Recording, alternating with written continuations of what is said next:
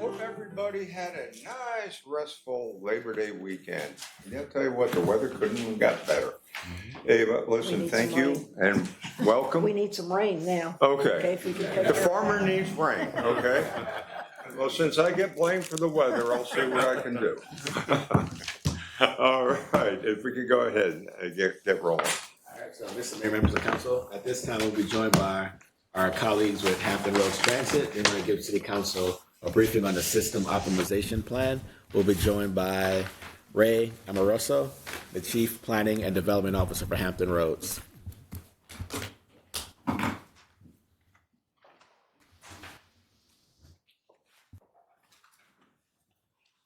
Welcome, Ray. How you doing? Thank you, Mayor, for that warm welcome, and good afternoon, members of council, city manager. It's nice to be back again.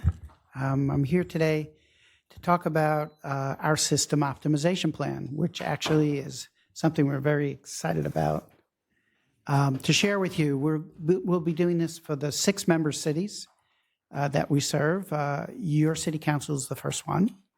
And it's talk about an effort that I believe is extremely important for the future transit in this region. So the system optimization plan, by its very nature, is looking how HRT can put its limited resources to their best use by reducing low ridership local bus service and reinvesting those savings in routes with high ridership demand. Why is that important? You have heard before how we are struggling as many transit properties throughout the country in getting enough bus operators to operate the 68 bus routes that we put out on the street every day.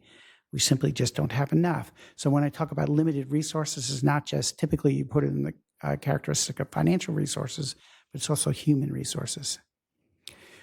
Why is the SOP needed? A really good question. As you all may recall, we get funding through a variety of sources, but our biggest funders, in addition to the 6 member cities, are the federal government that helps pay for operating costs and capital costs, and the state government, the Commonwealth of Virginia. And they award funding, very much so the state, by looking at productivities of bus routes and how many people they carry on an hourly basis or per trip basis. So the goal of the SOP is to increase ridership by putting service where it's most needed, not must needed, sorry for that typo, improving reliability by having enough operators to support the schedules that we put out and the number of routes we put out, and therefore the net effect of that is reducing costs for the local member jurisdictions by making the system more efficient. So a little bit of background and context of the system optimization plan. We have an ongoing operator shortage that pretty much manifested itself at the start of the pandemic, and we've been struggling like a lot of transit properties around the country. We're currently short about, on any given day of the week, 50 bus operators to get back to pre-pandemic 2019 service levels on Southside routes. To fully implement our regional transit or RTS network, on top of that, we need another 45 bus operators. For those who may not recall, the regional transit service network, the high-frequency backbone routes, as something was identified in the legislation passed by the General Assembly back in 2020 to deliver 13 regional backbone routes that serve all 6 cities with 15-minute high-frequency service with a consistent span of the service week and the service day. Doesn't worry about what city pays for what. But that needs to deliver 15-minute service, you need more operators for that. HRT needs to match its service to its resources, plain and simple. The lack of bus operators means we cannot reliably put out on the street all the trips that we publish for our customers because of the ongoing shortage of operators. Right-sizing the network, the local bus network, means our HRT can keep its compact with its customers and not miss trips due to the fact we are lacking bus operators. Again, we're not alone in this. This is happening all over the country. Everyone's experiencing bus operator shortfalls. We've talked about microtransit or demand responsive service in the past. It gives us another mode of service in our portfolio of services that can better serve lower demand markets. HRT can use microtransit to fill in gaps where we might eliminate some services due to low productivity and still meet the transit demand for customers who rely on transit. And then finally, fully implementing the remaining high-frequency service on the regional transit system routes requires freeing up bus operators. Without freeing up the operators, it could take almost a decade to implement the remaining 10 routes that get 15-minute service. There was a total of 13. We have 3 in place today, 2 in the north side on the peninsula and 1 on the south side along Virginia Beach Boulevard. Some guidelines for service planning, guidelines or principles about optimizing service on low-performing routes. Since the merger in 1999 and even before the merger on some of the older cities like Portsmouth and Norfolk, there hasn't really been a touch of bus routes and a hard look in the mirror in terms of system performance. We're operating rubber-tired solution on some old streetcar lines in downtown Norfolk that in its day perhaps had a reason to exist, but now are carrying fewer and fewer passengers due to different, it's not just Norfolk, but due to different development patterns. So streamlining or consolidating routes to remove duplications or nearby routes is prescient in our mind that frees up operators and preserves financial resources. Modifying or realigning some of our high-performing routes to maintain fixed route coverage is equally important. And also taking a look at adjusting levels of service and service type based on ongoing land use changes, employment density, and demand. The Virginia Beach Town Center, if you look back, is very different than it is today. In Chesapeake, if you think about Summit Point and that development and what was there just 7 years ago, we're a changing region, or Oyster Point and Newport News. We're a changing region with development patterns that are creating more jobs or residential concentration, but we have routes that have been in place literally for 25 years. So looking at that is also very important and guided our principle. I have 3 graphics. I tried to make this is the 34 local bus routes. We have 34 local bus routes, 13 RTS high-frequency routes, 5 Peninsula commuter routes that serve Huntington Ingalls Shipyard, and 9 MAX commuter services. For the purposes of the SOP, we're looking at the true local bus routes. So as you know, each of the cities decides how much or how little service they want to fund every year and consult with HRT staff. Sometimes you fully fund a route. Sometimes you share that funding with another city if that route crosses into the other city. That's a function of the cost allocation. So I got 3 key graphics I want to show you that the state measures how they award funding to us. Every dollar more we get from the state is a dollar less the cities have to put in. So they look at operating cost per passenger. So I put on this the 13 regional backbone routes, which are shown in green, and the benchmark that almost all of them fall at or below, which is a good thing. And then in blue, dark blue, and light blue are the local bus routes. And because I know you're not familiar, as I am, with the local route structure, I highlighted in orange those routes that you either fully fund on your own or share in funding with either Chesapeake or Norfolk. Those are the other cities that co-fund some of these routes. You will notice as you move to the right that operating cost per hour, there is a benchmark line that we like to achieve, a local average of $19.63 of operating cost per passenger. But you see some routes way out on the end is the Route 58 on Bainbridge Boulevard in Chesapeake. You don't fund that, but that do much more poorly at almost $35 cost per passenger. Those are financial drags on the system. They're carrying 3 or 4 passengers per hour of service in each direction. We tend to like to see routes that carry 12, 15, 20 passengers per hour of service. Remembering that a lot of our routes run hourly, some run 30 minutes, and right now only 3 run 15 minutes. But I've highlighted the 33. It starts out at Virginia Beach TCC Community College, and it's a very long route that runs around Princess Anne, past the old Kellam area, and then up General Booth Boulevard all the way to the Virginia Beach Convention Center. It tends to, and it runs hourly service, it tends to have lower performing characteristics such that for every operating cost per passenger, for every cost per passenger, it's almost $20 an hour for that service to carry that passenger. The next measure that the state looks at is how many people do you carry per hour. If you have hourly service, you run 12 hours a day, that's 12 hours of service.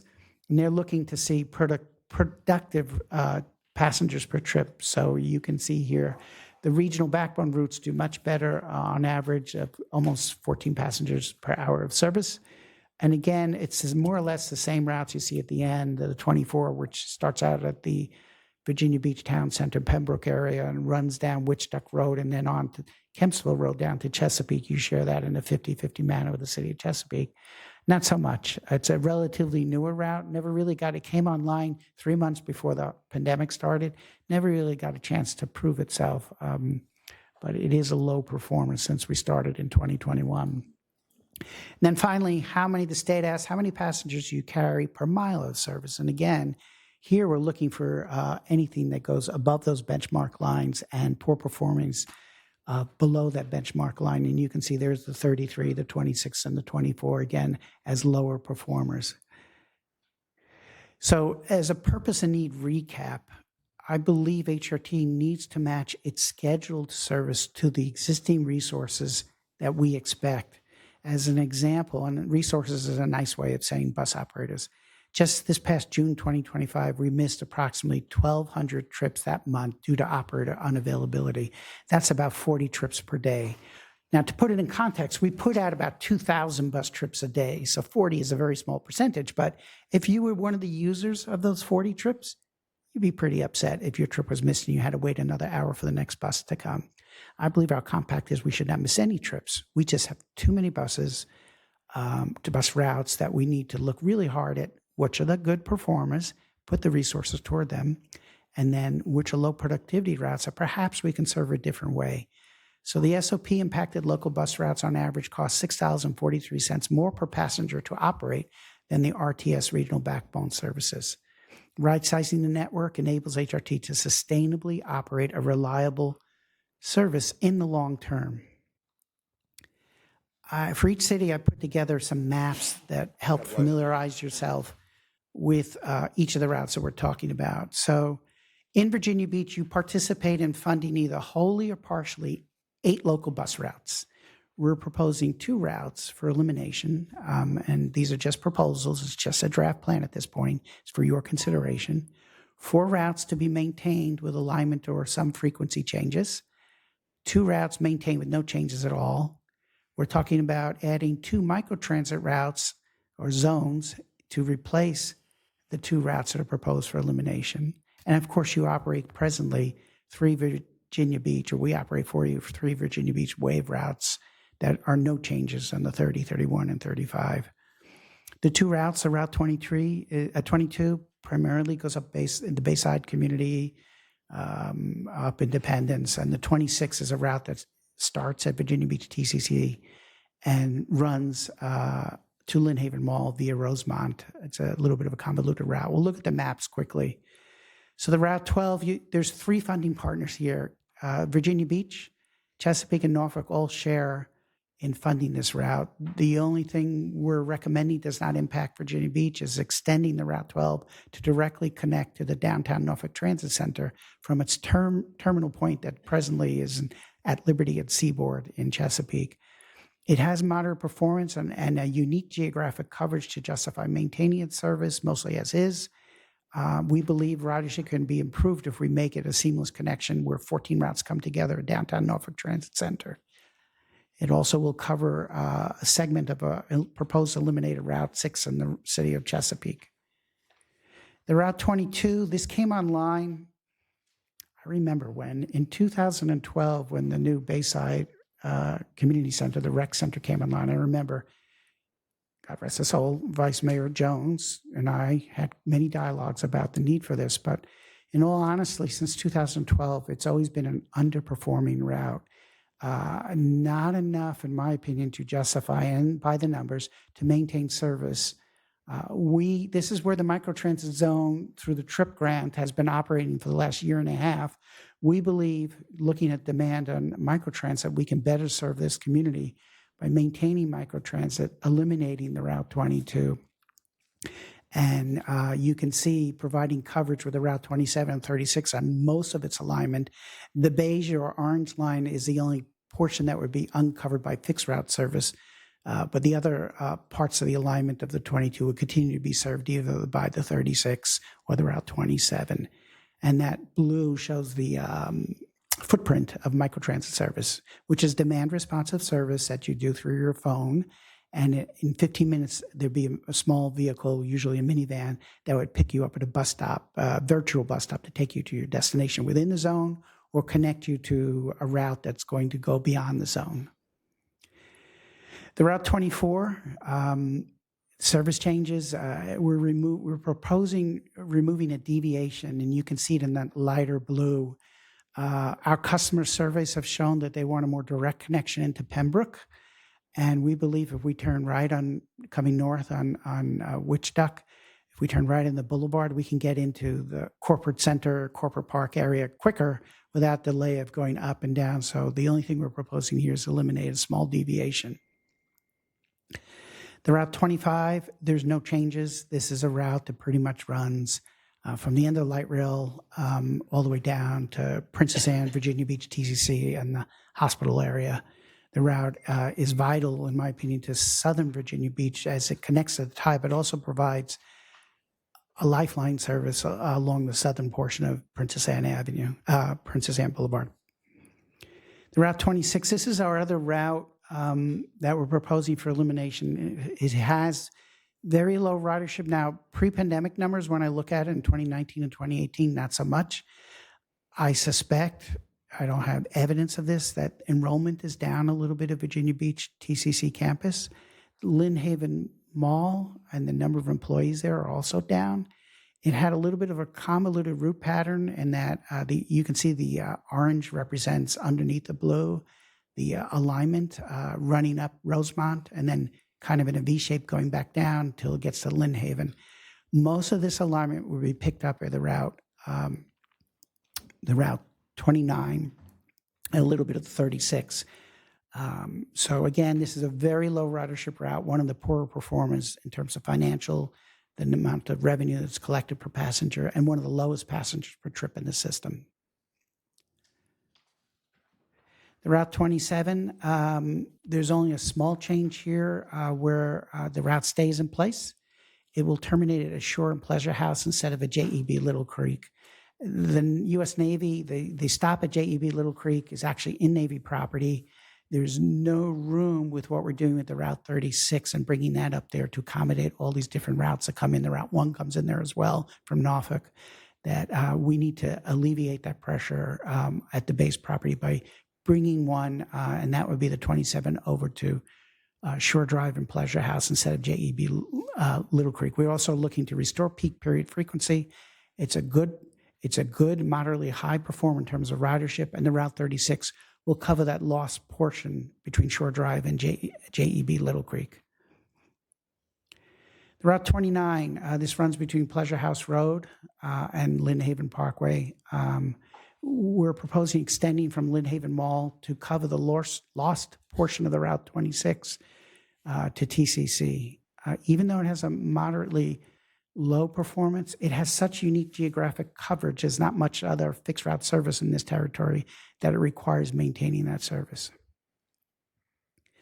So the Route 33, this year was the first time the May Service Board that city staff directed us to truncate. It was a very long route. It used to run all the way up to 68th and Pacific or Atlantic. We were instructed for fiscal year 26 due to low ridership in the upper portion to drop the Route 33 back to park adjacent to the convention center. It emanates from TCC, and then as you can see, does the loop down Princess Anne and up General Booth Boulevard. It serves Red Mill shopping area, Upton Drive, a lot of commerce and retail there, a lot of new development. So we're maintaining that, again, unique geographic coverage. So let's talk a little bit about microtransit and the mitigative strategies for those two routes. So this is your existing Virginia Beach trip grant. There was a 6-month pilot, and then we applied for another year of funding and got awarded from the state. You agreed to provide matching funds for this. It's 18 square miles. The purple represents the zone that you can be carried by a minivan on demand to anywhere within the zone or be connected to another fixed route service like the 20 on Virginia Beach Boulevard if you have a destination outside of the zone. Its performance has been pretty good, and in comparison to what you're paying for fixed route service on that Route 22, it's half the cost in terms of a weekday compared to what you're paying for fixed route service. So we believe this would be a good mitigative strategy if we move forward with the elimination of the Route 22. We're proposing a new microtransit zone to serve a community that has seen a lot of new residential growth and has very little almost no fixed route service. So you have the route coming down Princess Anne, but it's 16 square miles. Would provide connections between Regent University and access to retail destinations all along Indian River Road, and it would support those routes you see, the 12, the 24, the 25, and 26, 27, and 29. It's not a mitigated strategy. It's not connected with loss of service, but rather we think it has great propensity, looking at the demographics of the people that live in this zone, the household income, to have a healthy ridership on that.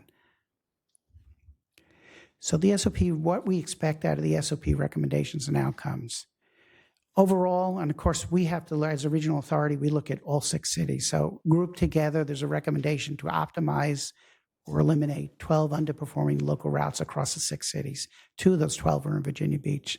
Those local route service reductions will free up human resources to implement the 15-minute peak period service very quickly, within a year and a half.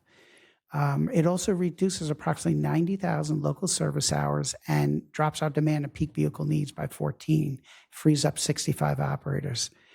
What it does is, if we move forward with this plan, is the SOP and the RTS implementation would have enough operators to bring us up to the full workforce of 461 operators with 242 peak vehicle needs.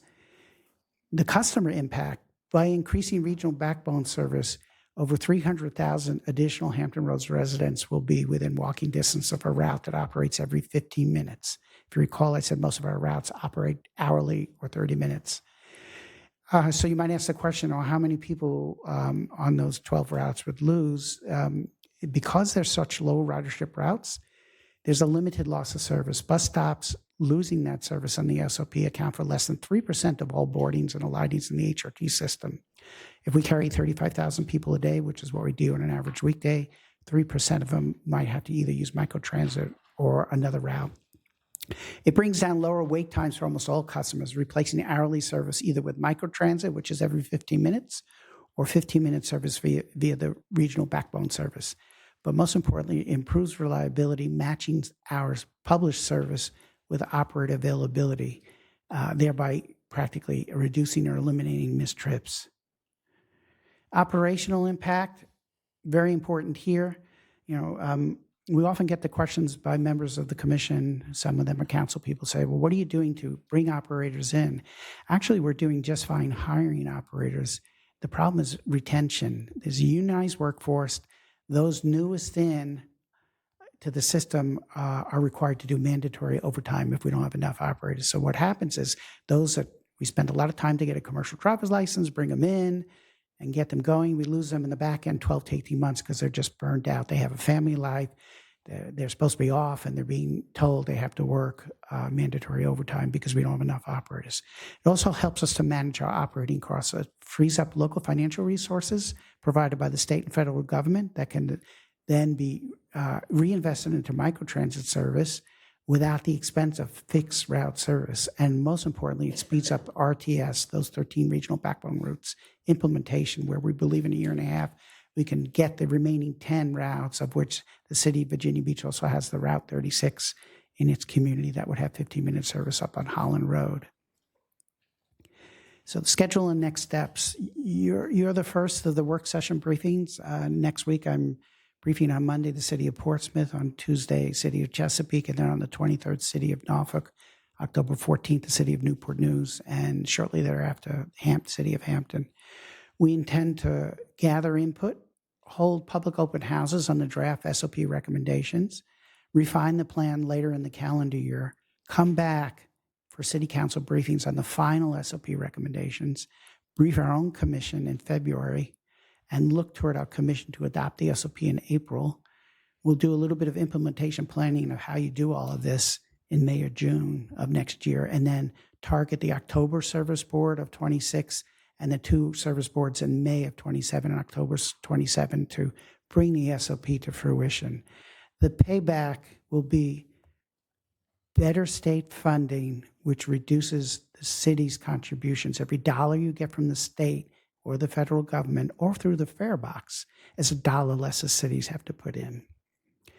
That is the goal for the SOP, and I put a lot out there, but I'd be happy to answer questions. This is a learning session. That was the intention of this briefing today. Questions? Okay, Josh and Jen, and then Worth. Thank you, Mr. Mayor. Ray, nice to see you, and thank you very much for the update. Sure.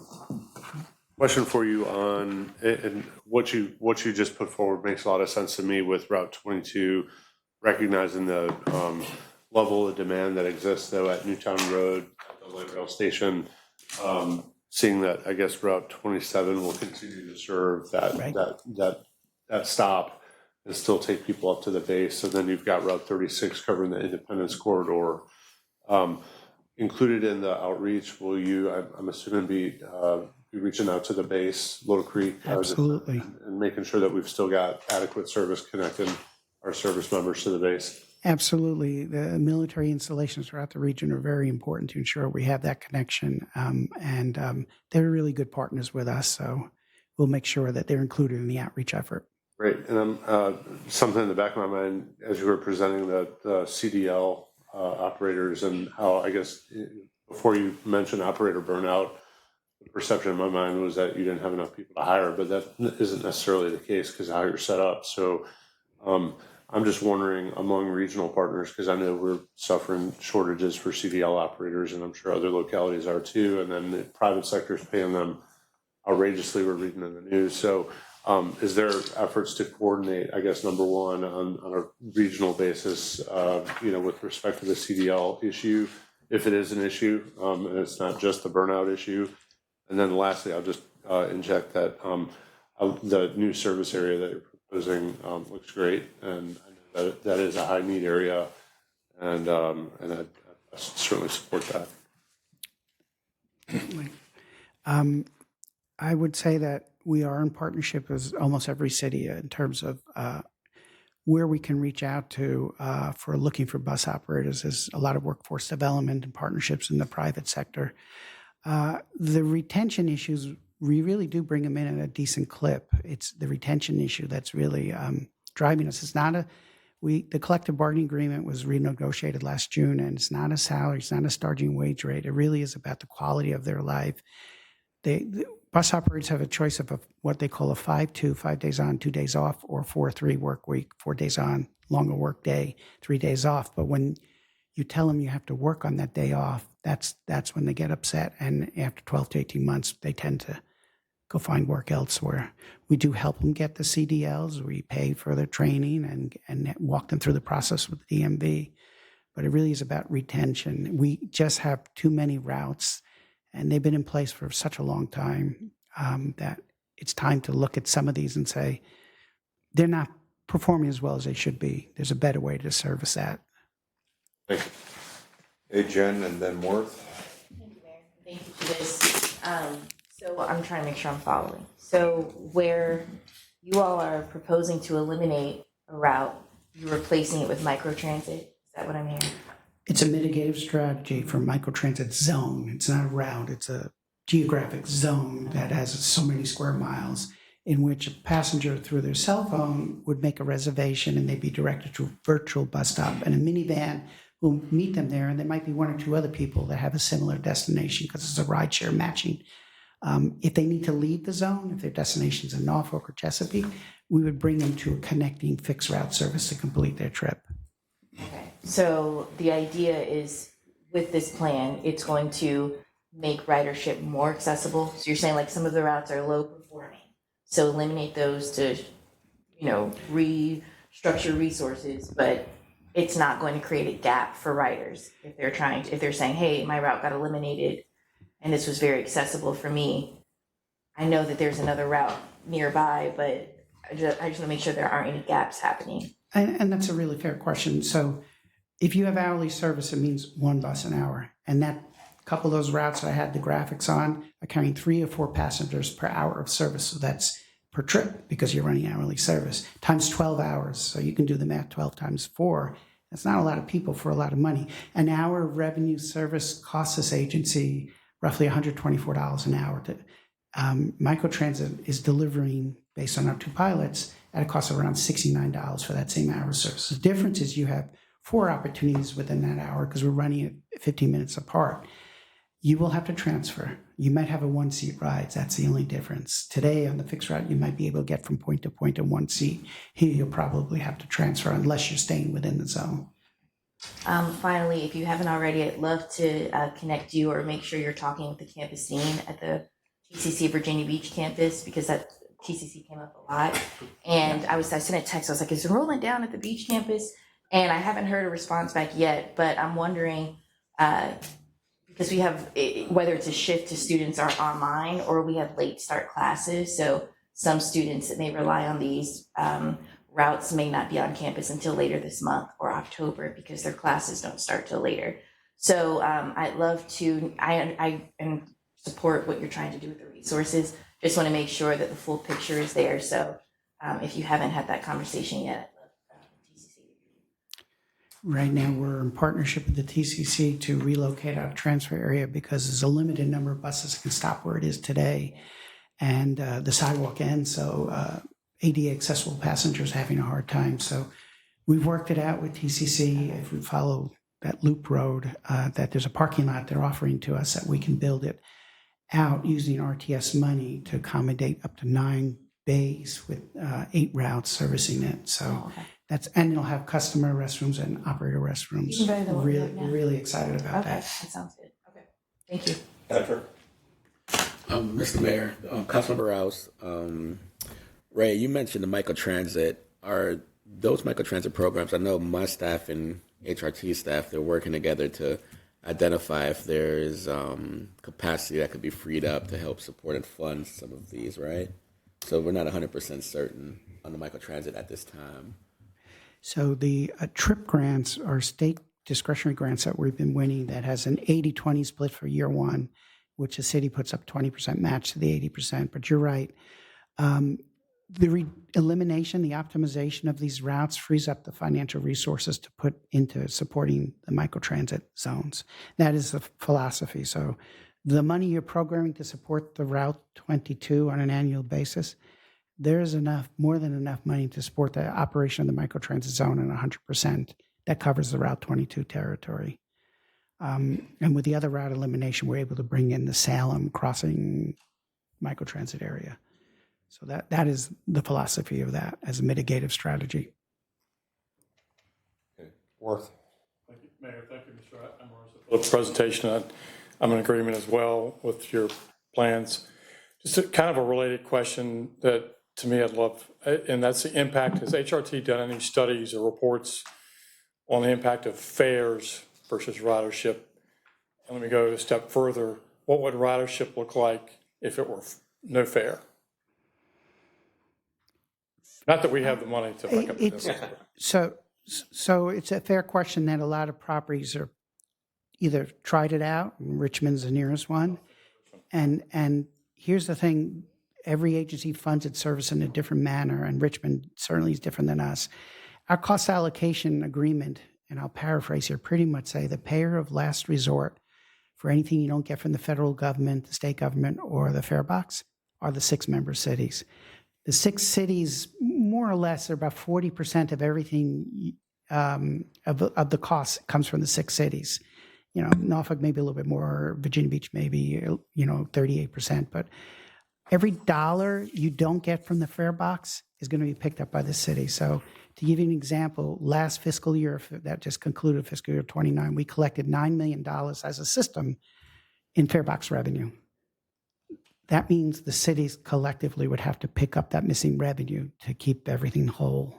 So that's the trade-off. That is within the purview of the 6 cities, but it has to be a unanimous decision. It can't be balkanized. One city does and one city doesn't. FTA has very specific rules about that. So we've tended not to talk about free fares because that revenue has to be made up somewhere. But if it were, I'm just asking the question, just. Yes, Do you know- ridership would go up. I can't tell you how much, but by and large, those that went fare free see increases in ridership. Now think about that. The more people using the system, the heavier the wear and tear is.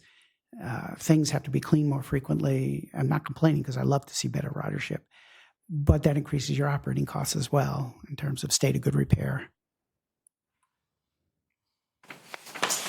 Okay, anybody else? I think what you have here, I tell you what, what I feel for you because you have a dilemma. You got some problems, going forward. And, I've read about, with the lack of drivers, service to the airport and, things of that nature. And, what's the answer? And I think it's eventually going to be microtransit. Because once again, I think, part of the barriers to success that you have are the fixed routes and times. People got to be able to get to them. And then people that, and if it doesn't end where their businesses are, it has a logistic problem. But if you go with micro, you can pinpoint. You could actually get into congested cul-de-sacs and get elderly and maybe get them to their doctor's appointments, where right now. But where I live on Lake Christopher, it would be half a mile to walk to a bus place. Yep. And then once again, it's the timing and people work shifts and everything. And then we're also, I've had some conversations with people at Steel Corporation. They said they would like it, some kind of dedicated route, but then also we got Amazon coming in. And I know that's a, situation. Yes, yes, sir. Dare I say another challenge. And, but once again, let's hope for the best, but I think the future of microtransit and, things of those nature, because that way you're not time dependent or location dependent or location fixed, and I think that's the way to go. Any other questions? Okay, thank you all very much. Thank you very much. Appreciate it. Mr. Mayor, members of the council, at this time, we'll be joined by Caitlin Alcock, Planning Administrator. She's going to give City Council an update on the pending planning items that'll come to you at your next future council meetings. All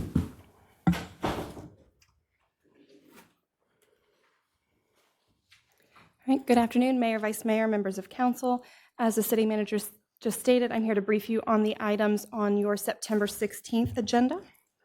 So there are a total of 11 items on that agenda.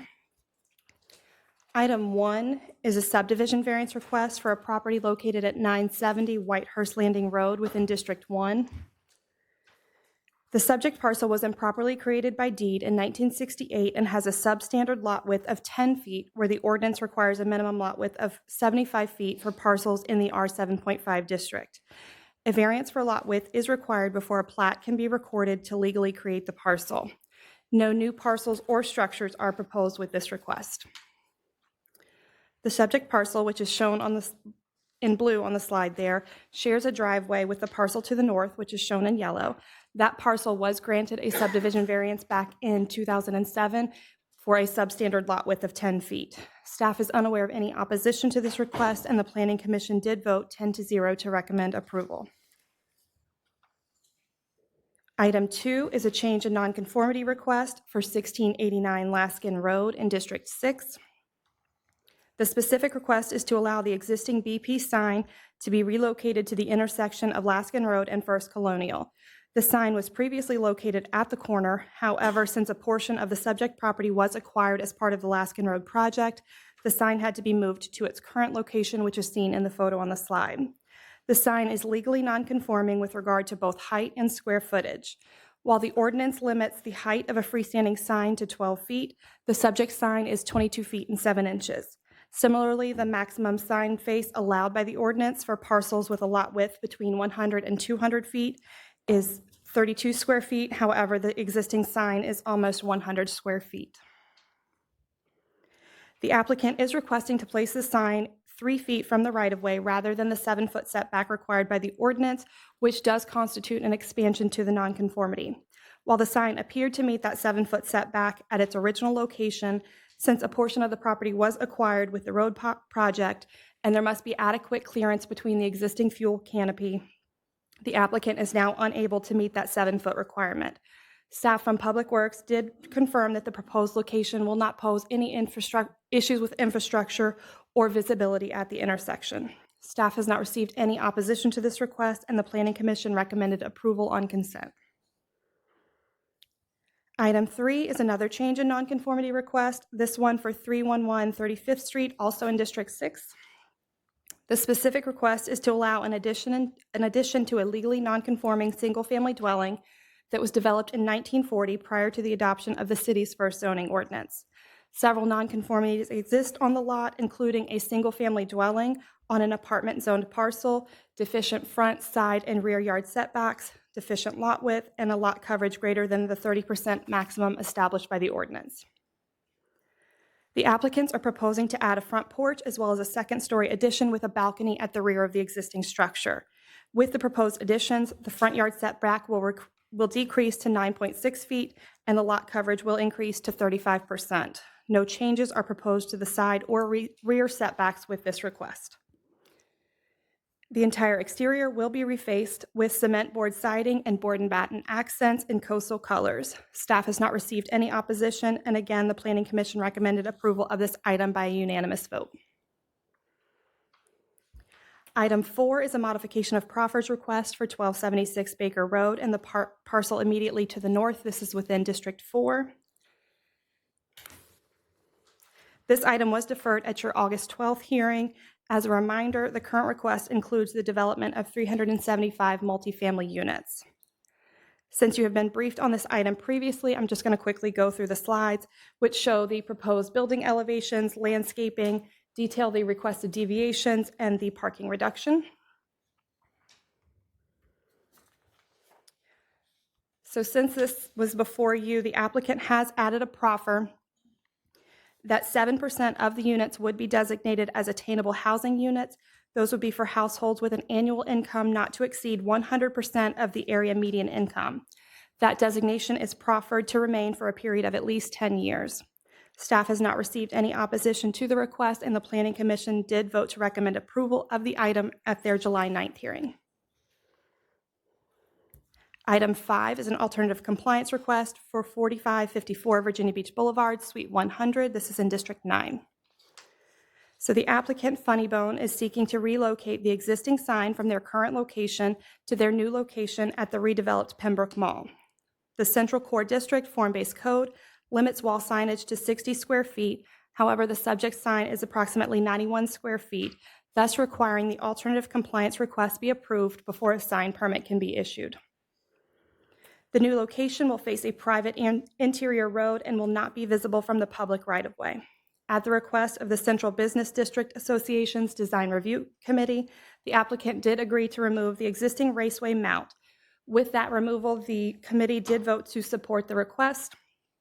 Staff has not received any opposition, and the Planning Commission recommended approval by consent. The next few items are conditional use permit requests for short-term rentals, the first one located at 213 4th Street in District 5. The applicant is seeking approval for a 2-bedroom short-term rental within the Windward Landing condominiums. 2 parking spaces are required and can be accommodated on site. While a zoning complaint was previously received for the operation of an STR without a CUP, the complaint was resolved when the listing was changed to a 30-day minimum stay. Staff has not received any opposition, and the Planning Commission did recommend approval on consent. The next short-term rental request is for 423 21st Street in District 6. The applicant is seeking approval to operate a 4-bedroom short-term rental. A total of 4 parking spaces are required for the use, 2 of which are provided on site, and the applicant has submitted an intent to lease off-site parking spaces for 2 spaces within the 25th Street Municipal Parking Garage. Again, there was a previous zoning complaint for the operation of a short-term rental without a CUP, but staff was unable to substantiate that complaint, and the site is not currently advertised. Staff is unaware of any opposition, and the Planning Commission did recommend approval by consent. The final short-term rental on the agenda is for 304 28th Street, Unit 206, again within District 6. The applicant is requesting approval for a 2-bedroom unit within the Playa Reina condominiums, which has 12 previously approved conditional use permits for short-term rental use. Since a historical exemption for parking was granted, only 1 parking space is required for the unit. As was the case with the previous request, staff did receive a complaint for operation without a CUP, but were unable to substantiate that complaint. We did receive 1 letter of opposition with the opposition noting that there was a lack of affordable for-sale housing in the area. They also noted concerns with impacts to parking. Ultimately, the Planning Commission did vote to recommend approval on their regular agenda. Item 9 is an ordinance to amend Article 24, Section 2404 of the zoning ordinance pertaining to the development standards within the Western Campus Overlay District, and that is part of the Pembroke SGA. This amendment would modify the building form standards for the district, specifically allowing a minimum ground floor height of 10 feet for residential buildings. Mixed use and non-residential buildings would continue to require a minimum ground floor height of 14 feet. This change would allow greater design flexibility for standalone multifamily developments and better align the development standards with common design practices for multifamily developments that are not a part of a larger mixed-use project. Staff has not received any opposition to this request, and the Planning Commission again recommended approval by consent. Item 10 is another text amendment. This one is related to the city's floodplain ordinance, specifically for functionally dependent uses, residential construction requirements, and grandfathering. The amendment proposes to allow the floodplain administrator to grant an administrative variance for functionally dependent uses as defined by the Federal Emergency Management Agency, or FEMA. So those are the types of uses that require water in order to operate. Additionally, it would clarify the processes and appeal procedure for administrative and city council variances and provide relief for proposed developments that submitted plans for review prior to March 16th of 2022, when the ordinance was previously amended to remove exemptions for fill for all public road projects and only allow exemptions for public works or DOT projects within the floodplain subject to special restrictions. Staff has not received any opposition to this request, and the Planning Commission recommended approval on consent. The final item, this is a little bit different than what you're used to hearing, but this is an appeal of the denial from the Historical Review Board, or the HRB, for the North Landing Estates subdivision located off of Peaceful Lane in District 2. The site lies just across North Landing Road from the Municipal Center and is within the Courthouse Historic and Cultural District.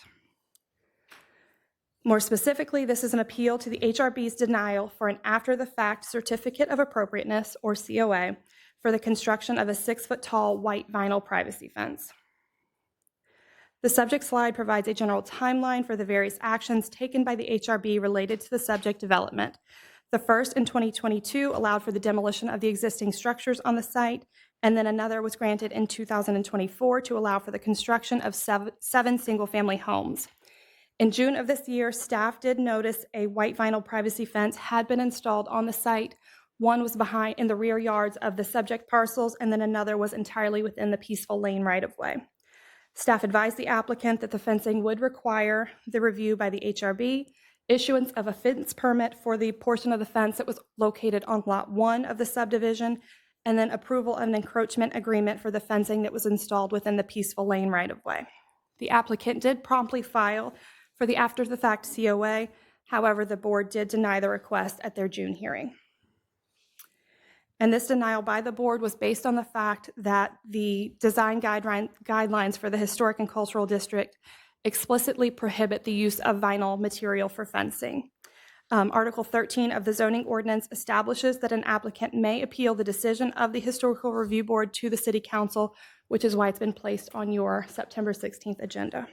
And Mayor, that concludes my briefing, and I will stand by for any questions. Any questions? Stacy? Councilwoman Henley, have you heard anything at all about this last? Was there any reason given by Ashton Builders why they're not in compliance? They were under the impression that the 2024 approval included the vinyl privacy fence. There was a checkbox on the initial application submitted that did say if fencing was to be installed, it would be vinyl fencing. However, the concept plan didn't show any proposed fencing. We didn't get any. Typically, you would get some sort of cut sheet or material specs. That was not submitted with the application, so there was some confusion as to what they were initially applying for, but it was not included in the presentation to the HRB or in the approval letter. Okay, Patrick? Kaylin, isn't there also the neighbor next door to them initially wanted to do vinyl fencing but was told no, so Correct. done a historically relevant one, and it's on their radar as well, right? Correct. So the property immediately adjacent, as the city manager stated, the new veterinary facility proposed, asked for white vinyl. We're told that that wasn't appropriate and were recommended to do a composite material instead, which they have since installed.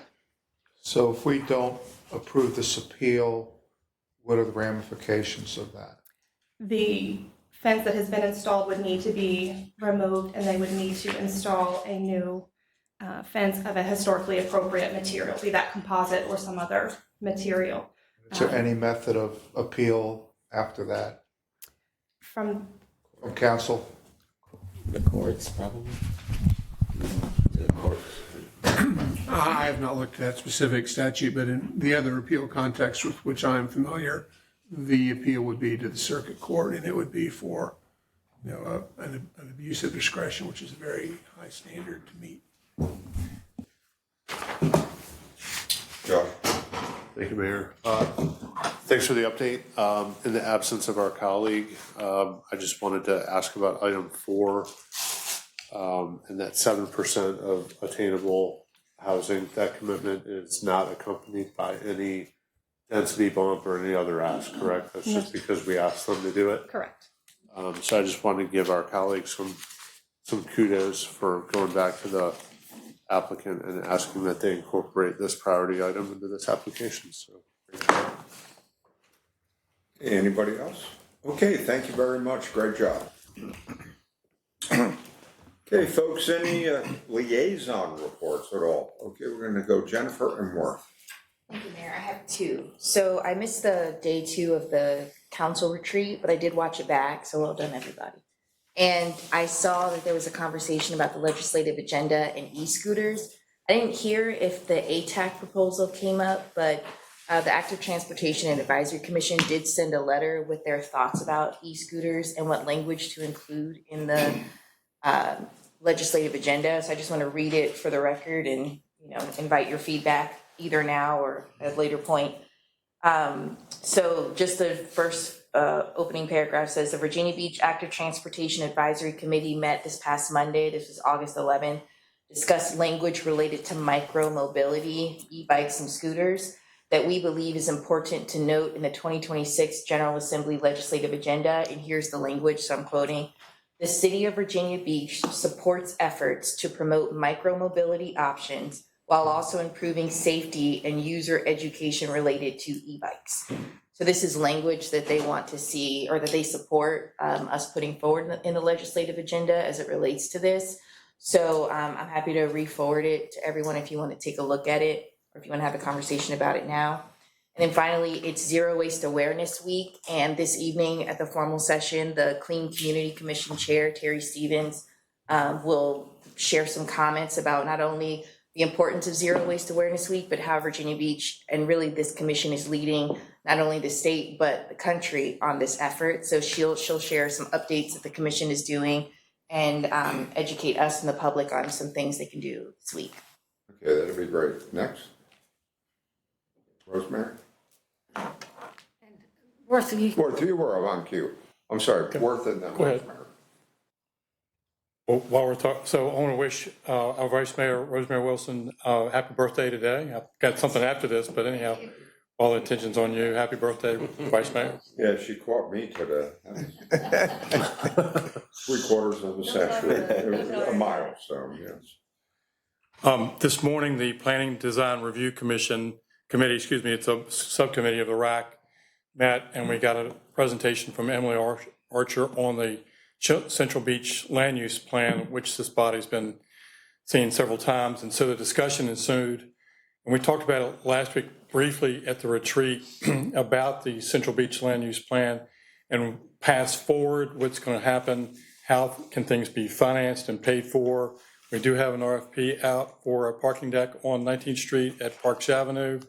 There's some other things in that area, the convention center, of course, the sports center, some other things, excuse me, that are happening. So there's some potential things that could come out of this that could help finance and pave the way and make it more clear for the public and for us to do some tools to pay for parking, to pay for infrastructure. So that question came up, and that committee is going to be sending us a letter through the RAC on some recommendations. So I just bring that up because I think we don't want to be stymied. We don't want to put this Central Beach master plan on the shelf and just let it sit there. So I think we need to look at ways to, and we should start consider paying, having people pay for parking to use for the sports center and at times maybe the convention center. So all of this I think needs to be taken into account by staff or some group or something, or us. Just bring that up for discussion. Yeah, I think eventually it comes to us. Oh, yeah. Rosemary? And Worth, you can join me in these comments too. The Atlantic Avenue Task Force met on Thursday, and we did a very nice field trip. We had, the police department was really nice. They let us use their little souped-up golf carts, and we toured Atlantic Avenue to really get a bird's eye view with all of us together of what we were looking at, and came back and we talked about a lot of different ideas. So this group has really got some good ideas, and things like branding came up, and art and lighting and lots of good things that I think that's. Code enforcement. Pardon me? Code enforcement. Oh, code enforcement, yes, code enforcement. So a lot of good things we're going to eventually get to, but I just want to give you kind of an interim heads up of what's happening. Worth, you wanted to add to it. It's a great task force, a lot of great ideas. And we've given at the end a matrix to use where we could say we like this, we don't like this, we like that, don't do that. And we're very conscious of the $35 million that's been set aside as a placeholder, if you will. We're trying to advocate for less is better than more, but I really am excited about what could come out of this that will enhance Atlantic Avenue, but not cost what had been $48 to $100 million, but a lot less than that. Great. And Stacy? Jennifer, I'd just like to address what you were talking about on, because I like to, you said we talk about it now, we talk about it later, but I just think that if we're not going to talk about it later, we talk about it now. But there was an article in the paper today that addressed the e-bike situation that we addressed at the retreat. And one of the concerning things to me on that article, I thought it was a pretty good article, but there was one of the members of the workforce task force that's looking at this e-bike situation, and the quote was, "My thoughts and most of the working group's thoughts is that e-bikes should be treated just like regular bicycles. If we allow them on the bike path or Atlantic Avenue, it will get them off the actual boardwalk where people are wreaking a lot of havoc." And I don't know that that's the general sentiment of the citizens of Virginia Beach. I think that we're looking for e-bikes to be treated in a different category, because some of these e-bikes are self-propelled at over 30 miles an hour. And I don't think anybody wants an e-bike going 30 miles an hour down the bike path on the boardwalk. So that language, I think we need to have more of a consideration for, how we treat e-bikes than just to treat them like regular bicycles. And I hope that's in what we put into the legislative package to this year. Okay, thank you. Okay, let's go to council comments. Barbara? The Law Enforcement Training Academy project. I had asked for a transcript of the March 11th meeting of council when we talked about where to locate it and we talked about the ITA. Did all of you get that transcript or only me? Well, I guess I was the only one who got it. Rereading that, I'm just very concerned that we're not considering the cost of the site development with the LEDA. We're only looking at the structural cost.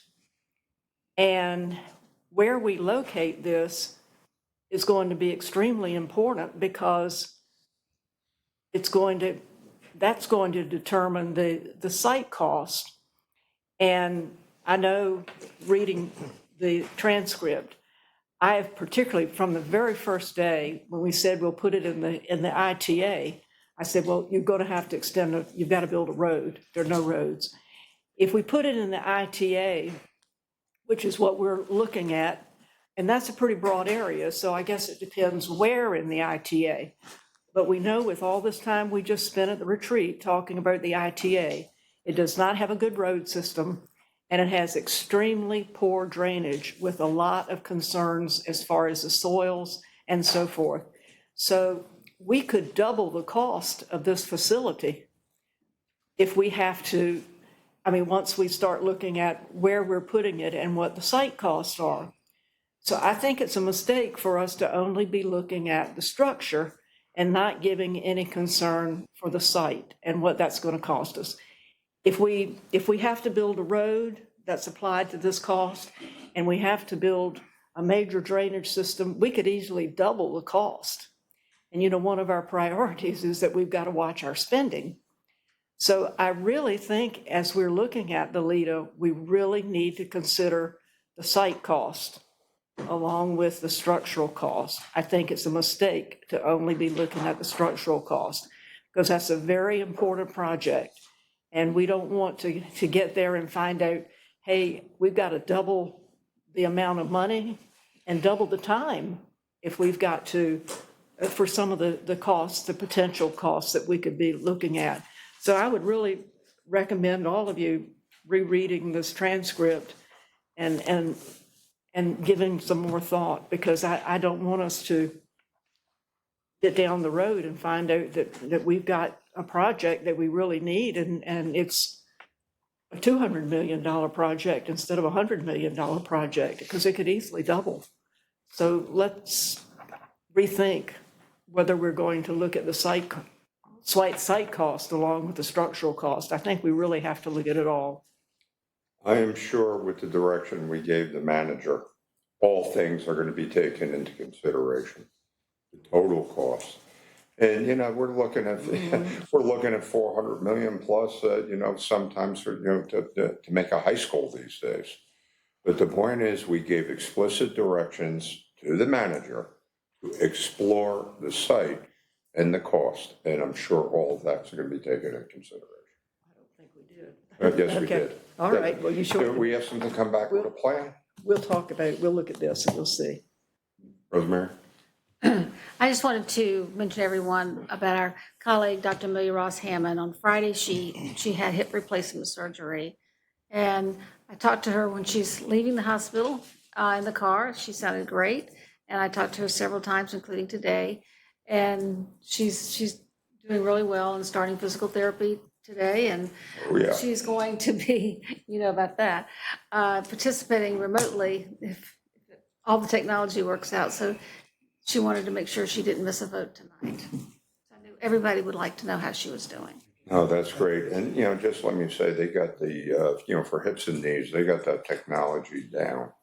And it is a far quicker recovery time than it used to be. So we'll pray for a speedy recovery. Hi, Amelia. Okay, Cash. I was saying hi to Amelia. That's usually the sign too, so yeah. All right, anybody else?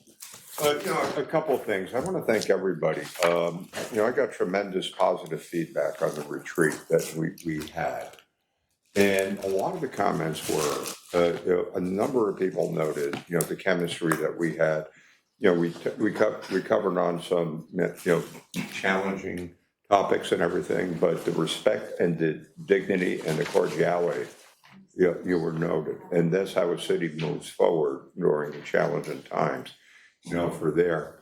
And, then a couple other things, was really good that, which we missed. I just want to compliment the city on its preparedness, for the potential storm that we were going to have.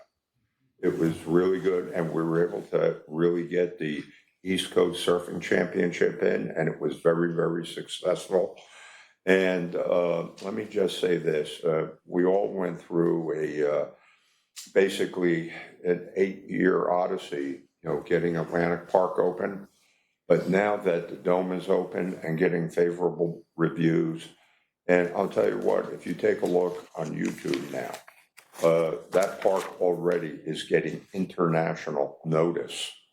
And there was one 24-minute segment by a professional surfer, and he started off his interview in Nags Head, and the waves were like a foot tall. And then he said, "Oh, we're going to take a ride up." And then it was really some spectacular stuff that they go on up there. And it's generated a great buzz. It's generated an interest. And then more and more, if you haven't seen it yet, definitely, go out and take a look. We took some heat about it, over the years. But I think when people see the wow factor of what's going on with the dome and what's going on there, surfing is going to be, we're going to be the ultimate destination on the East Coast for surfing. And I mean year round. And I think that was part of our intent. So I tell you what, it was a courage and conviction that we had to start this thing. And now that it's done, and I'll tell you what, we wish them nothing but success. And, it also brings a lot of people to that part of the ocean front. So when you think about the sports center, convention center, the Vibe District, the Wave Park, and developing Rudy Loop, this is going to be a destination not only for tourists, but the people, everybody that lives in every district in this city. Kudos to everybody involved. Okay. Okay, how about agenda review? Okay, well, amazingly enough, except for open mic night, we have no speakers. We have 3 for open mic. Right, except for open mic. Oh, sorry. Except for open mic, we have no speakers. So I think everything can go on consent if everybody's okay with it. Number 3, Dave, for some reason, your name was not on here, but I let Mark know. Okay, I let Mark know. And also, I talked to Dr. Ross Hammond. And number 4, which is the Timberland, she wanted to make sure that she was listed as a co-sponsor as well. Oh, that's wonderful. Okay. And Jennifer, you wanted to vote no on number 3? Okay. By the way, when we adopt the consent agenda, I do want to make a couple of comments about the 3rd item, as far as Will being, the park being named for him.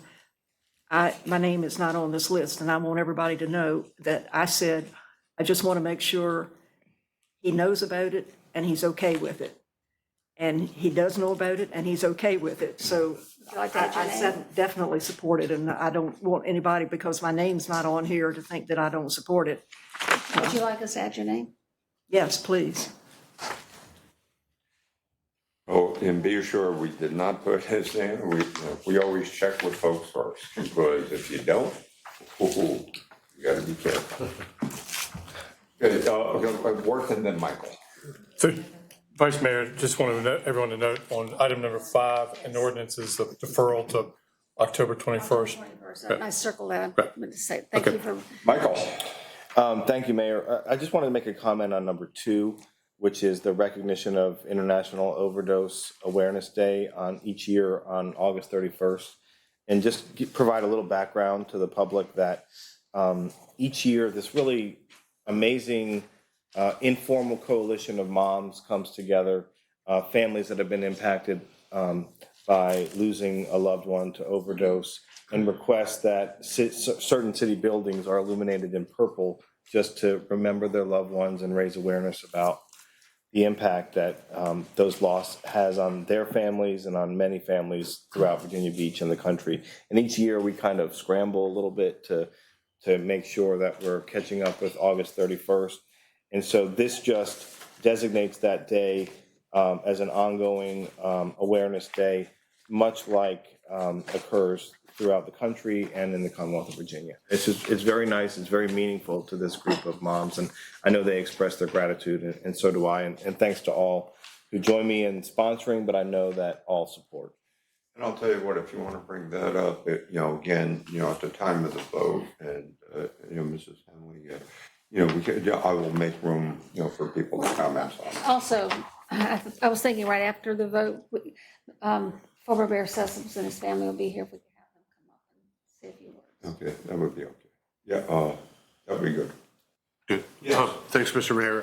Just really quickly, because this kind of came up quick, and I appreciate the quick turnaround and everybody's support. But item number one, relative to amending our city code regarding elderly and disabled tax relief, for the benefit of the public, just so you know what this is.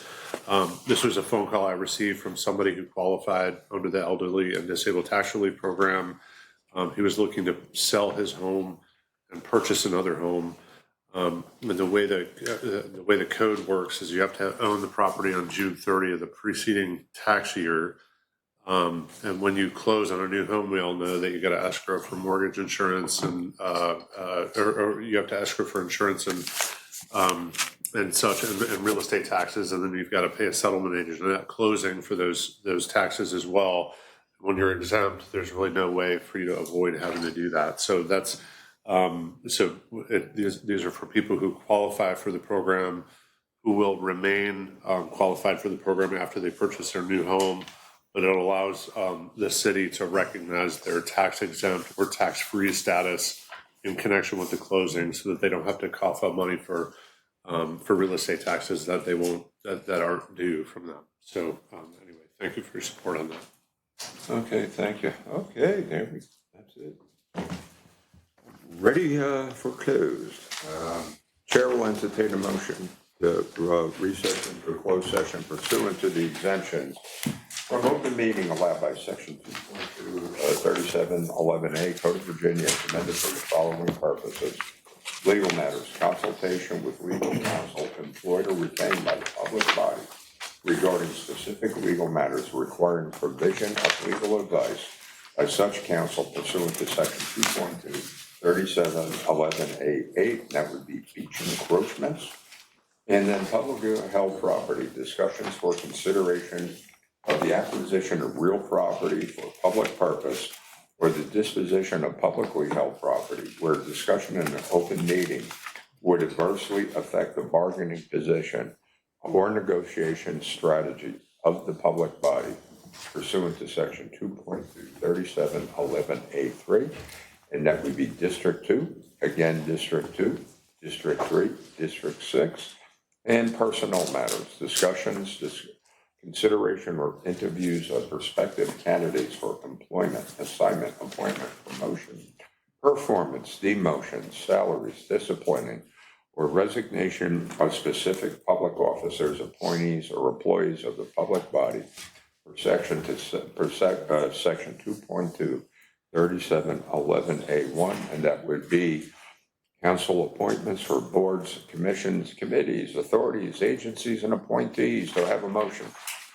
So Second. There we go. Councilmember Belushi. Aye. Councilmember Dodd. Aye. Councilmember Henley. Councilmember Hutchinson. Aye. Councilmember Jackson Green. Aye. Councilmember Rowland. Aye. Councilmember Walker. Councilmember Rouse. Aye. Councilmember Shulman. Aye. Vice Mayor Williams. Aye. Mayor Dyer. Aye. 10-0. Okay, we are recessed into closed.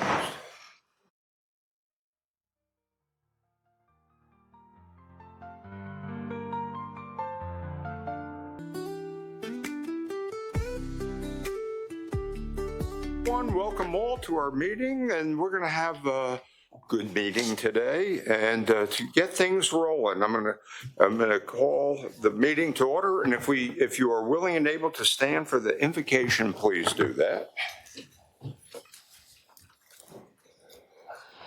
Okay, Heavenly Father, you are always with us and beside us. Be with us this evening as we consider the affairs of our great city. Give us the patience to listen, the wisdom to decide, and the strength to act. Amen. And if I may ask for a moment of silence in honor of those who paid the ultimate sacrifice for our great city.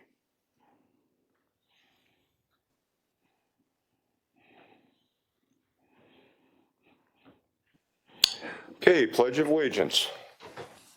I pledge allegiance to the flag of the United States of America and to the republic for which it stands, one nation, under God, indivisible, with liberty and justice for all.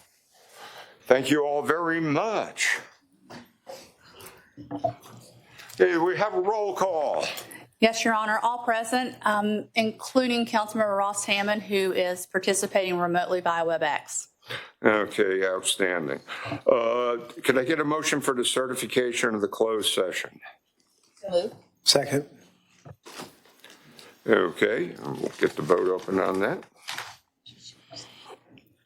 The vote is open. And Councilmember, I'm sorry, Vice Mayor Wilson, may I have your vote? Aye. Thank you. Councilmember Ross Hammond, may I have your vote, please? Abstain.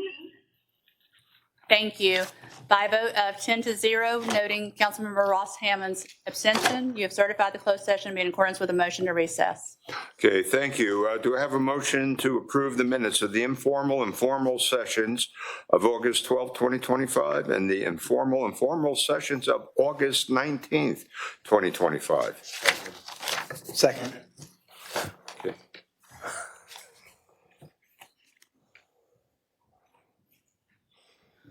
The vote is open.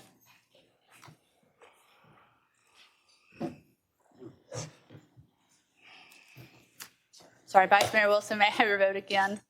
Aye. Aye. Thank you. And Councilmember Ross Hammond, may I have your vote? Aye. Thank you. By a vote of 11-0, you have approved the minutes as submitted. Okay, now we have a mayor's presentation, and I'm going to ask my friend and colleague, Councilmember Jennifer Rouse. Thank you, Mayor. Good evening, everyone. So it is the first week of September, which means it's Zero Waste Awareness Week, and we have the chair of the Clean Community Commission, as well as some other members, Terry Stevens, who's going to come to the podium and share some information about this week and some really cool things that Virginia Beach is doing. Welcome.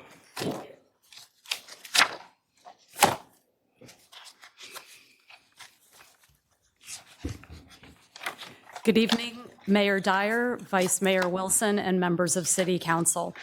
Before we begin our remarks tonight, I want to personally thank each and every member of the Virginia Beach Clean Community Commission for volunteering their time to serve on this commission.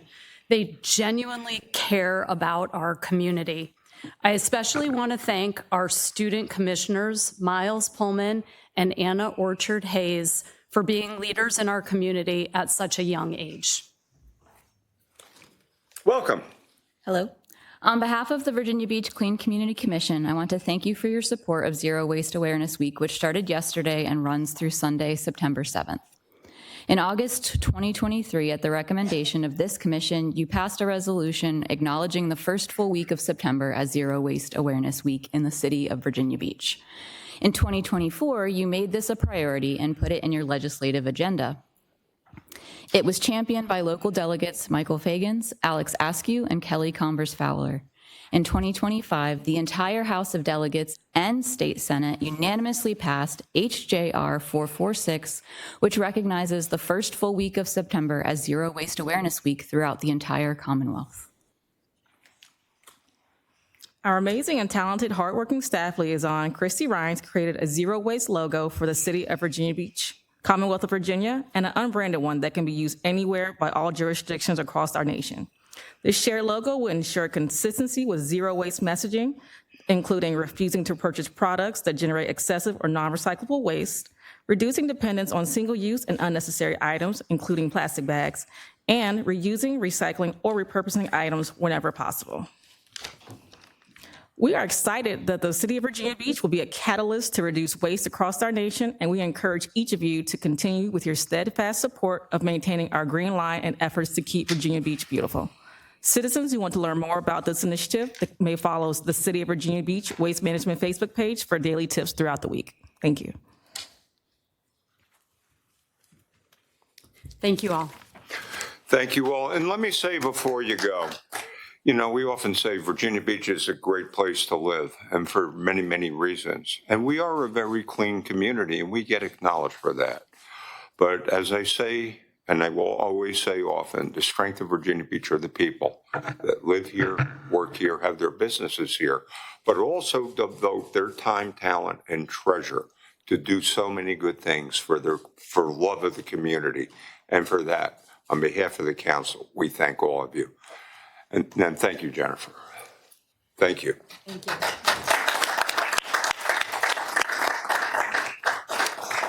Okay, Madam Clerk, are there any speakers? No, Your Honor. Okay, let's go into the consent agenda. Yes, Mr. Mayor, and former Mayor Will Sessom's in the house, so we're doing a rocket docket in his honor. Okay. We'll be out in 5 minutes, Will. Number one, these are all ordinances and resolutions. Number one is the ordinance to amend section 35-64 of the city code, rate general prerequisite for elderly and disabled tax relief program requested by council members Bellucci, Hutchison, and Schulman. Number two is a resolution to designate August 31st each year as International Overdose Awareness Day, and that's requested by the Mayor Dyer and council members Bellucci, Cummings, and Schulman. Number three is the resolution to name the 31st Street Park as the William D. Sessoms Jr. Neptune Park, requested by Mayor Dyer, Vice Mayor Wilson, and council members Bellucci, Cummings, Jackson Green, Remick, Ross Hammond, Schulman, Hutchison, and Henley, with Council Lady Rouse voting no. Number four is the ordinance to authorize city staff support for the Timberland Dedication Day celebration at Salem High School, requested by Mayor Dyer, Vice Mayor Wilson, and council members Hutchison, Jackson Green, and Dr. Amelia Ross Hammond. Number five is the ordinance to declare city-owned property at 333 Laskin Road to be in excess of the city's needs, and authorize the city manager to enter into a purchase agreement for the sale of the property to VB Laskin Road LLC, redevelopment into a multifamily residential, commercial, and structural parking facility. We're requesting a deferral until October 21st, 2025. Number six is the resolution to approve the city's participation for a proposed settlement of the opioid-related claims. Number 7 is a resolution to approve the FY 2026 performance contract with the Commonwealth of Virginia and accept and appropriate $124,650 from the Department of Behavioral Health and Developmental Services to the FY 2025-26 Human Services Operating Budget, RAIN Mental Health Development and Substance Use Disorders. Number 8 is a resolution to support the city's application for the Virginia Department of Transportation Alternatives Set-Aside Program for FY 27-28. Number 9 is a resolution to support revenue sharing project number 100-123 Cleveland Street Improvements number 4, and to authorize the city manager to execute a project agreement with the Virginia Department of Transportation. Number 10 is a resolution to support revenue sharing project 100-564 Holland Road Phase 1, and to authorize the city manager to execute a project agreement with the Virginia Department of Transportation. Number 11 is a resolution to support revenue sharing project 100-482 Independence Boulevard, Edwin Drive intersection, and to authorize the city manager to execute a project agreement with the Virginia Department of Transportation.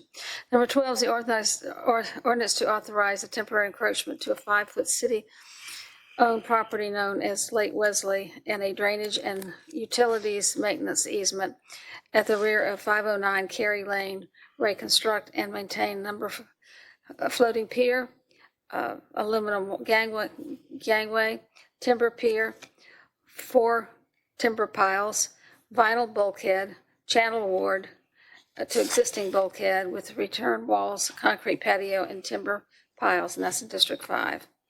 Number 13 is the ordinance to authorize temporary encroachment to a city-owned right-of-way known as Virginia Dare Drive at the front of 525 Virginia Dare Drive to construct and maintain a 48-inch metal fence with 6 masonry columns, and that's in District 5.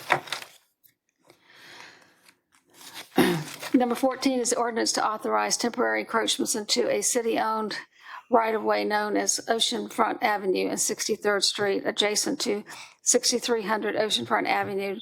Ray, to maintain existing trees, landscaping, retaining walls, concrete, and stairs, and install and maintain landscaping, and that is District 6. Number 15 is the ordinance to accept and appropriate $7 million from the Virginia Resources Authority, Virginia Community Flood Preparedness Fund to the FY 2025-26 Public Works Departmental budget for capital project 100-516, Bow Creek Stormwater Park, redesign and construction of drain improvements in the Bow Creek Stormwater Park.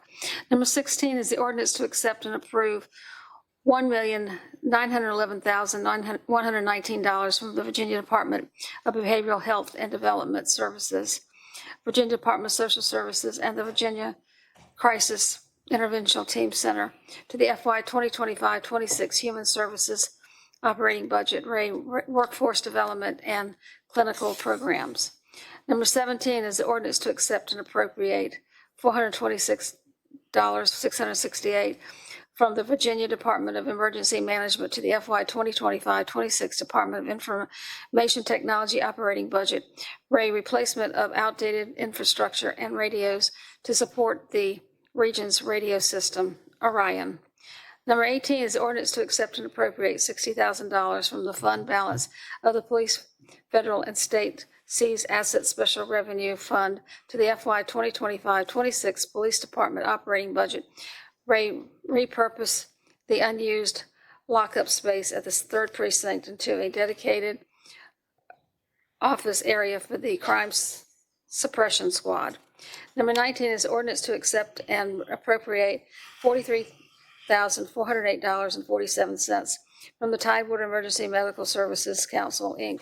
to the FY 2025-26 Department of Emergency Medical Services operating budget, medical kit transition support adjustments. Number 20 is the ordinance to accept and appropriate $35,000 from the Virginia Department of Criminal Justice Services via the Southern Virginia Internet Crimes Against Children Task Force and the Bedford County Sheriff's Office to the FY 2025-26 Police Department operating budget, overtime and supplies equipment. Number 21 is the ordinance to appropriate $296,787 from the fund balance of the Technology Trust Fund to the FY 2025-26 Clerk of Circuit Court operating budget rate support the technology needs and upgrades. Number 22 is the ordinance to transfer $446,105 within the FY 2025-26 Public Works operating budget, purchase of capital equipment for the concrete crew. Move for approval. Okay, do we have a second? Okay, Mrs. Henley, you had a comment?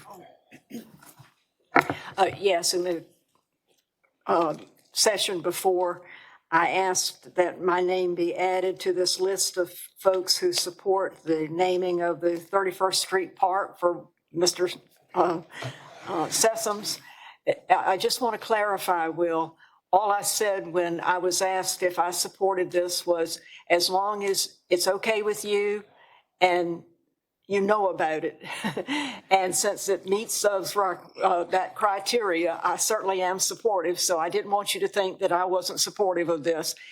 But I also don't want you to think that now that you've got this nice honor of having this park named after you, that you've done your thing and you can just go on your way. This is thank you for what you've done and keep up the good work. Mrs. Henley, be assured he was, and he did. Okay. Okay, great. Let's open the vote. The vote is open. Councilmember Ross Hammond, may I have your vote, please? Aye. Thank you. I have a vote of 11-0 with Councilmember Ross Hammond's verbal vote. You have approved the consent agenda as read by Vice Mayor Wilson. Thank you. And will you be so kind to step down? And bring your family or Yeah, bring your family up too. They're part of it. And yeah, come on. whoever you want. Who you want? Yep. You're not gonna believe, I know Mr. Rex just had a new child. Ann Douglas was born 1 month before I was elected to see. Will, we need you on, we need you on mic, you know that. No, it's unbelievable that she was born 1 month, and the elections were in May, and she was born in April of 1988. And golly, now she's got 2 children. Oh, yeah. Well, let me just say, Will, I had the pleasure of serving with you, and I was on council as a district guy for 14 years, but it wasn't until I got this gavel I figured out what a mayor is about. We're one of 11, but once again, you served not only as a council person, as a vice mayor and mayor, and got the city through some incredibly challenging, especially fiscal times. And your steady hand on the tiller.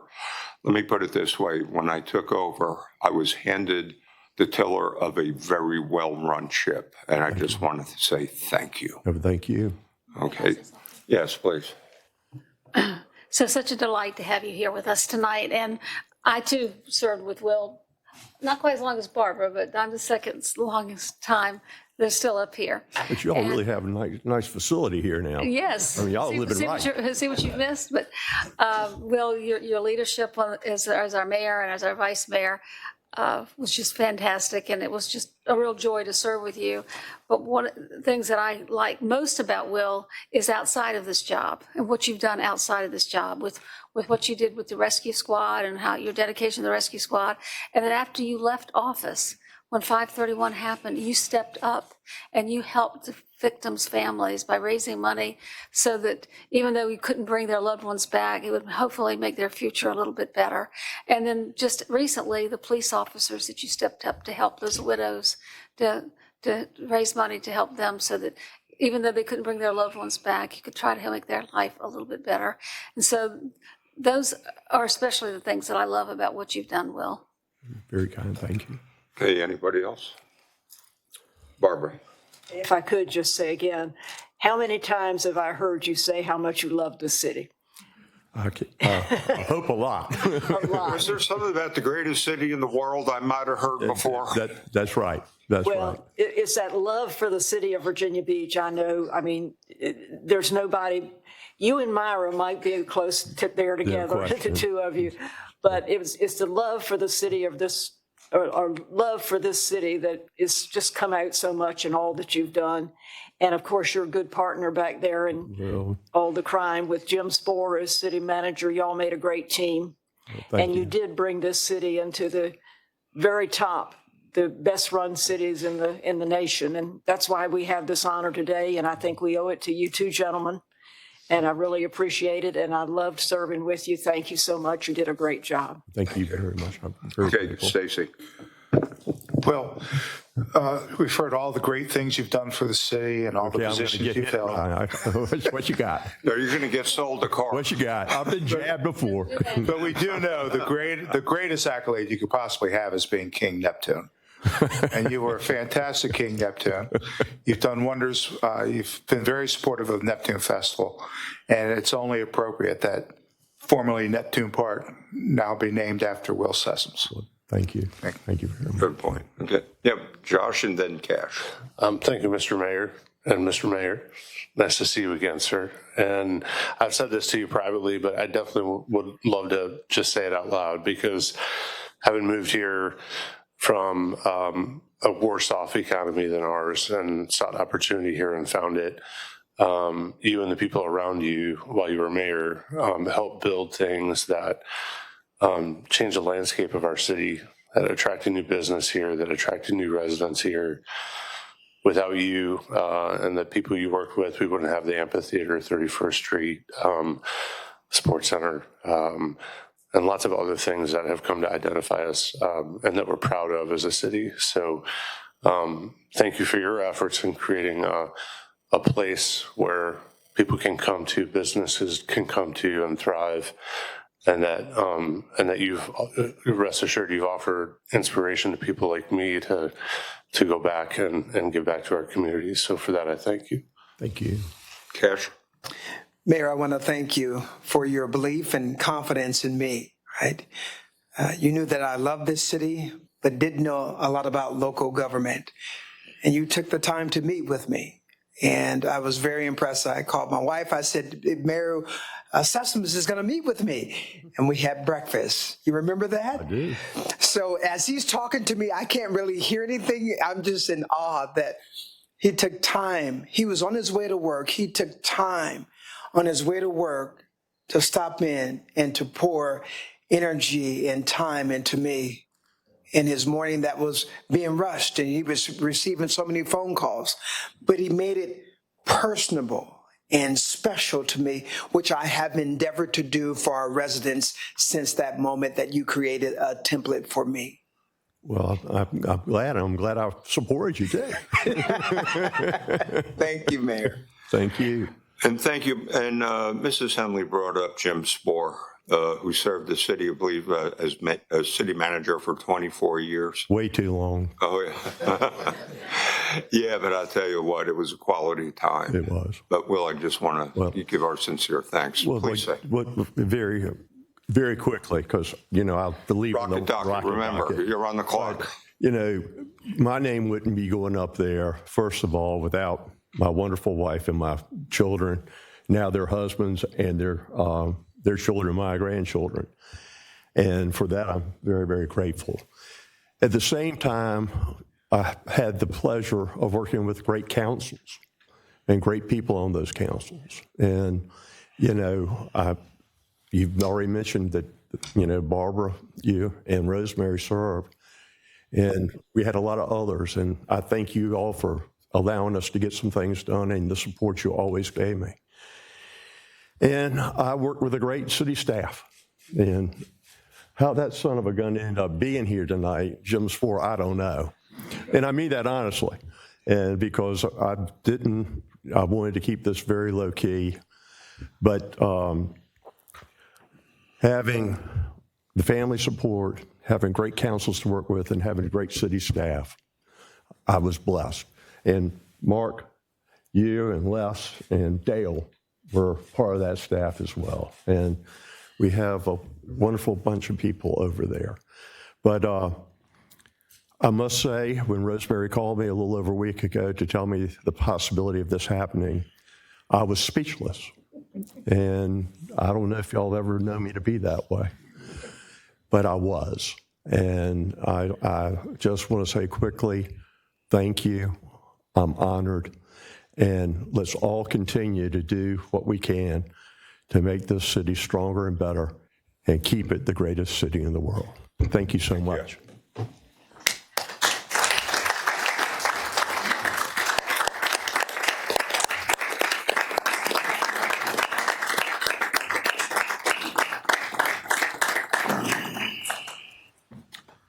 Okay, thank you. I think we're ready for appointments. Here we go. On the Agriculture Advisory Commission to reappoint Brandon Horsley. On the Board of Building and Zone Appeals to reappoint John David. The Development Authority to reappoint Eric Keplinger. The Health Service Advisory Board to appoint Sarah Cully. The Housing Advisory Board to appoint Kimberly Denton. The Minority Business Council to appoint Ogu Emajuru. Reappoint Carla Gregory and Cavella Molino.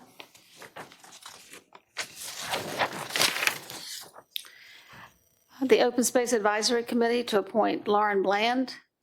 The Parks and Rec Commission to reappoint Clinton Mills. The Personnel Board to appoint James Yost. And the Resort Advisory Commission to appoint Dorcas Helfant Browning. Move for approval. Okay. All right, let's open the vote. The vote is open.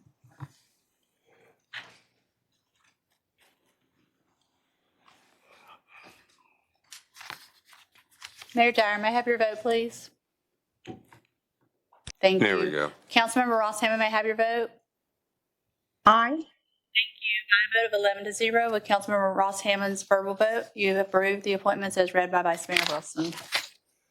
Okay, thank you. At this point, is there any unfinished business? Yes.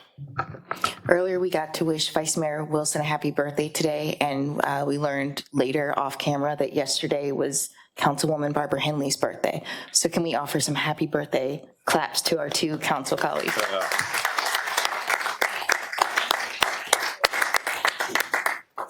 Great, thank you very much for bringing that out. Any new business? Okay, let's adjourn and we'll get ready for open mic. Thank you all.